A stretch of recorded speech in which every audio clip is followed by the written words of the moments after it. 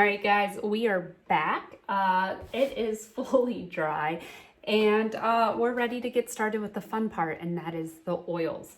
Now, I am using, I'll show it to you. We're using Gamblin Ivory Black today. And the reason why I'm using Ivory Black as opposed to like a Mars Black or something is that the Ivory Black is semi-transparent, and it's just gonna make our job a little bit easier in getting a lot of these transparent tones that we want. I don't know if that's the right word, but that's what we're doing. The other thing we're using, and I just emptied out the bottle, we're using this green for oil non-toxic thinner. Now, I love to use non-toxic mediums and thinners as much as humanly possible, especially when I'm working indoors. So, all right, sorry about that. So we left off, we're using Ivory Black paint. It is semi-transparent, and we're going to be using non-toxic thinner for this first part. Now,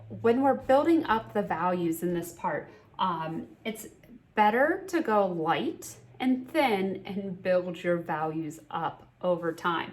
The other thing I like about doing it this way, and especially with this thinner, is that it also speeds up the drying time. So it's just gonna make everything dry super fast.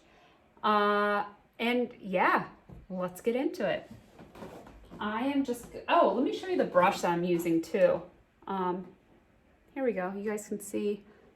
It's just, I'm not even gonna try and say the name out loud on camera, but there we go. One of these brushes. Okay, so I'm just gonna douse it in some thinner, and maybe that'll be helpful. Okay, so you can see, do you see how drippy that is, how runny it is? And we're just getting a little bit in there. It's better to go thinner and build up your values than having to go too dark, because the only way that we can go lighter once we put on black is by adding in our white. And as I showed you in the examples up there, the white is going to add to the opacity. And it's really hard to get the transparency back once you've put opaque paint over it. So you just want to leave it as flexible as possible. So now I'm just going to go through, I'm just getting a nice light transparent black here, and we're just going to go through, and I'm just going to start building in those shades where I see them, nice and slow. So if I look here, that's going to be all along this bottom half of the face and the sides of the face, especially on the left side. So here we go. So you can see we're darkening it without really covering anything up. That's exactly what we want. And at this point, I'm also gonna, I'm still not too concerned, but I am starting to think about the shape, all the shapes of these features, and if I'm putting them in the right place.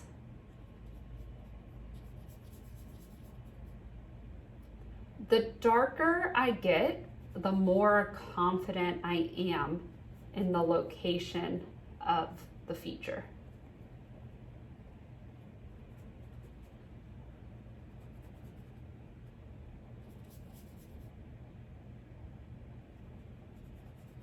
And I am going, I know we lowered that head, but I'm bringing it back up again.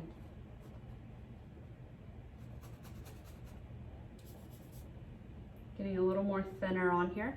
Now the nice thing about these acrylic inks is that the thinner doesn't mess with it. The thinner doesn't make it get wet again. I don't know what I'm trying to say here. You know what I'm trying to say. The acrylic stays in place, basically. All right, so I'll probably speed through a lot of this, but I'm just slowly going in, and wherever I see darker spots here, is where I'm gonna put darker spots. I'm just trying to remove that distraction, where I'm gonna put darker spots on the canvas.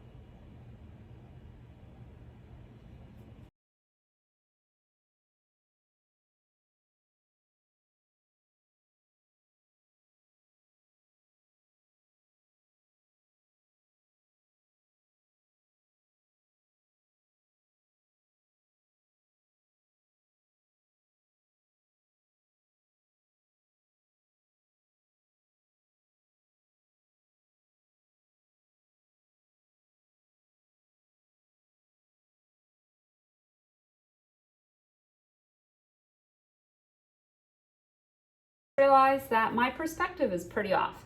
This, he's head on here, right? He's looking straight on. Whereas in the reference, the camera angle is down a little bit more. So we're seeing up more of the nose. The features are a little higher up on the face than they might normally be. And I do like that. So I'm gonna go back in with the black. And I'm just gonna move up all these features. And see that this is why we didn't want to get too detailed too early on, because we knew we were going to move a lot of this stuff.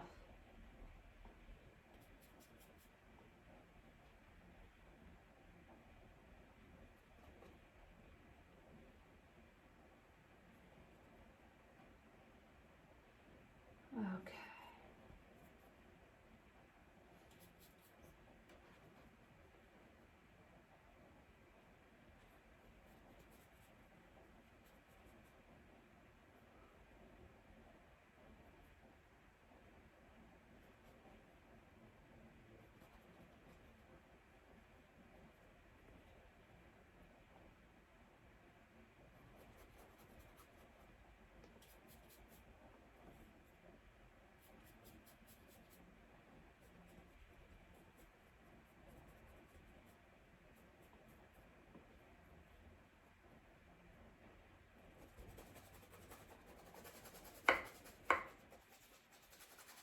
Okay, so that's a little more how I want it. We're pretty dark right now, so I'm not going to add any more, and we'll get into the white. Now for this one, I'm going to be using, we're just going to use titanium white. And now titanium white is opaque. You can always check the back of your bottles to see what the light fastness is. And this one is opaque. I have tried like zinc white and some more transparent whites, but this does the trick for me. Okay, so we're gonna thin this out. And now we're just gonna, just like on this with the black, we started in the darkest spots. With the white, we're gonna go in and we're just gonna start carving out our lightest spots. Do you see how much more opaque that is? And I am doing this thin, it's not totally opaque. I wanna see some of that. But it's a lot more opaque than just the ivory black is. So we're just following some of those features down, using our reference as a light guide.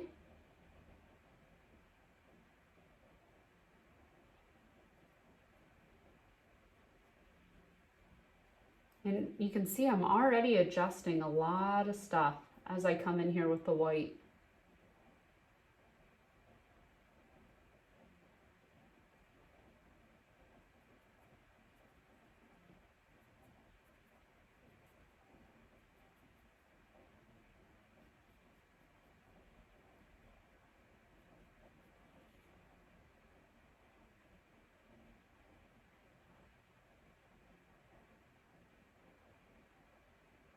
And I'm not really thinking about features in my head. Like as I'm painting this, I'm not like, oh, this is how you paint a lip. This is how you paint a nose. I'm just looking at the shapes of the light here, if that makes sense.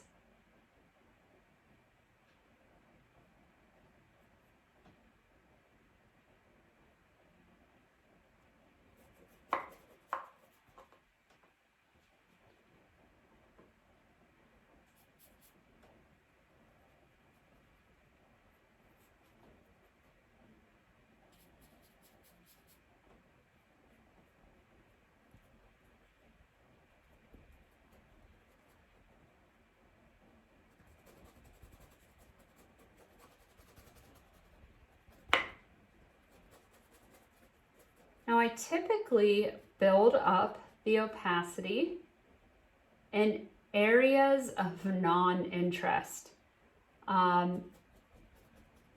Basically, I want to call out the more detail you have in the places where you want people to look, the better, right?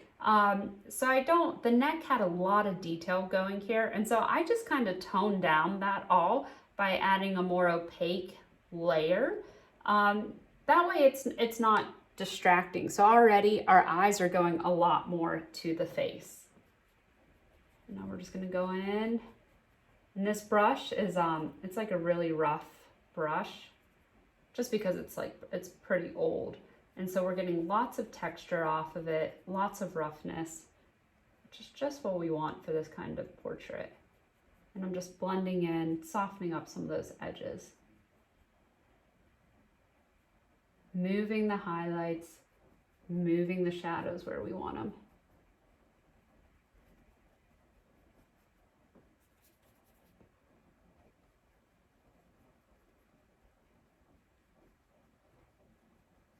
Oh my God, could you guys see my face that whole time? I just realized I was mouth breathing. Sometimes when I'm concentrating really hard, I mouth breathe, so sorry. I know that's really cool.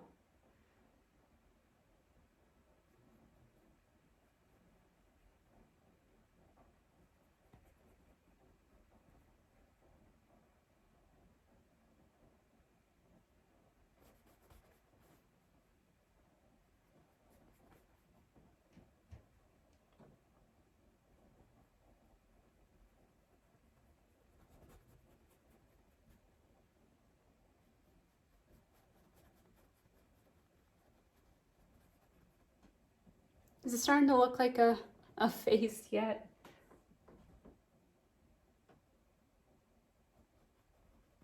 The perspective is still not exactly what it is in the reference, but I kind of like it. And I think we're gonna go with it. Not too concerned about it.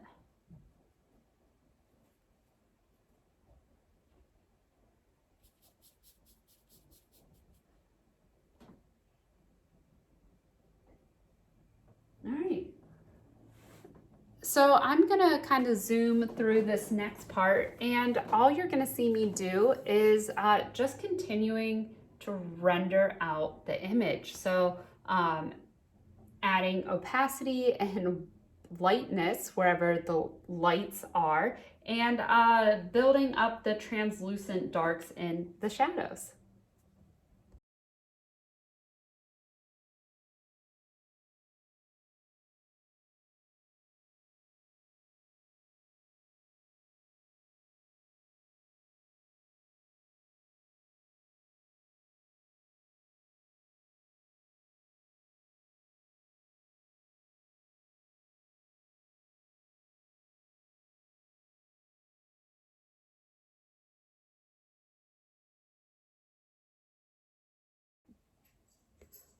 All right, so we're coming up on the end here, and I mean, it's not exact, it's not perfect, but it sure is fun, and I like it.